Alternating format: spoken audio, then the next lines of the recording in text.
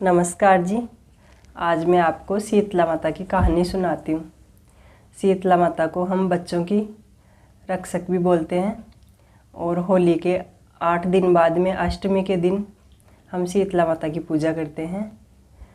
और राजस्थान के डूंगरी गांव में चाकसू में शीतला माता का मंदिर है, मेन मंदिर, और शीतला माता की खंडित प्रतिमा की पूजा की जाती है। तो अब सुनो आप कहानी। राजस्थान के डोंगरी गांव में शीतला माता ने एक बुढ़िया का रूप लेकर लोगों की परीक्षा लेने के लिए आई। शीतला माता उस गांव में, डोंगरी गांव में आई तो गांव में घूम के इधर उधर देखती रही, कहीं भी शीतला माता का मंदिर नहीं था। तो शीतला माता घूम रही, देखी तो ऐसे चल रही थी तो ऊपर से किसी ने चावलों का उबलता हुआ गर्म पानी शीतला माता के ऊपर गिरा दिया। तो वो बूढ़ी अम्मा थी जो बुढ़िया का रूप लिया था शीतला माता ने, तो बुढ़िया माई बिल्कुल गर्म वो चावलों का पानी था उससे जल गई और उसके फपोले फपोले हो गए। तो बूढ़े माई गांव में ऐसे घूमती रही और चिल्लाती रही, कोई मुझे बचाओ बचाओ, लेकिन गांव वालों ने किसी ने नहीं सुनी। तो पास में एक कुम्हारन का घर था। तो कुम्हारन घर के बाहर बैठी थी।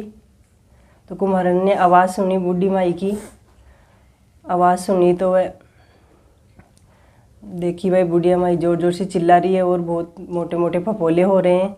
तो बोली कि अम्मा आप इधर आओ, और अंदर से एक कोरे मटके में पानी लेकर आई और शीतला माता के ऊपर डाली।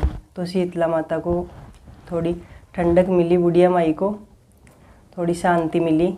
और फिर कुम्हारन ने बोला कि माँ, मेरे घर में रात का बचा हुआ थोड़ा दही और राबड़ी पड़ा है, आप खा लो तो आपको थोड़ी शांति मिलेगी। तो बुढ़िया माई ने बोला कि ला दे दे, मुझे बहुत भूख लग रही है। तो बुढ़िया माई ने वो दही और राबड़ी खाया तो उनके शरीर को और भी शांति मिली।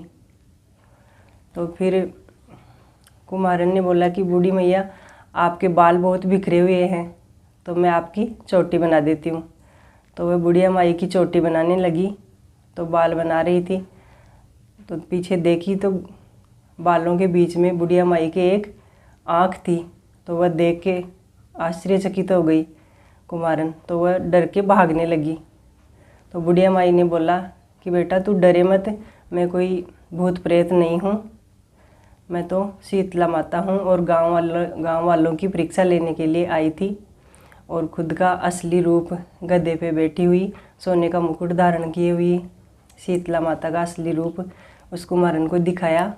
तो वह कुम्हारन रोने लगी और बोली कि हे माता, आपको मैं कहाँ बिठाऊँ, मेरे घर में तो इतनी दरिद्रता, इतनी गरीबी छाई हुई है, कूड़ा कचरा पड़ा है, इतनी गंदगी है, दरिद्रता है, तो मैं कहाँ पर आपको बिठाऊँ। तो शीतला माता ने कुम्हारन की बात सुनकर एक हाथ में झाड़ू लिए और एक हाथ में कूड़ा उठाने का लेके उसके घर की पूरी सफाई करके और कूड़ा उठा के कूड़े को फेंक दिया। तो उसके घर में घर साफ़ सुथरा हो गया और उसके घर में अन्न के भंडार हो गए। तो फिर शीतला माता ने बोला कि बेटा, कुम्हारन से बोला कि बेटा, मैं तेरी भक्ति से बहुत खुश हुई हूँ, तेरे को जो भी वरदान मांगना है वो मांग।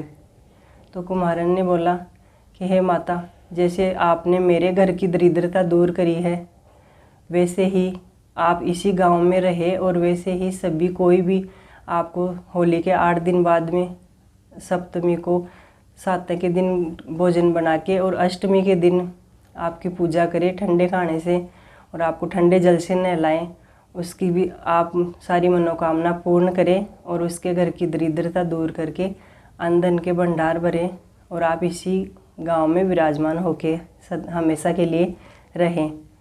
तो शीतला माता ने बोला कि चल, मैं तेरी ये मनोकामना भी पूर्ण करती हूँ।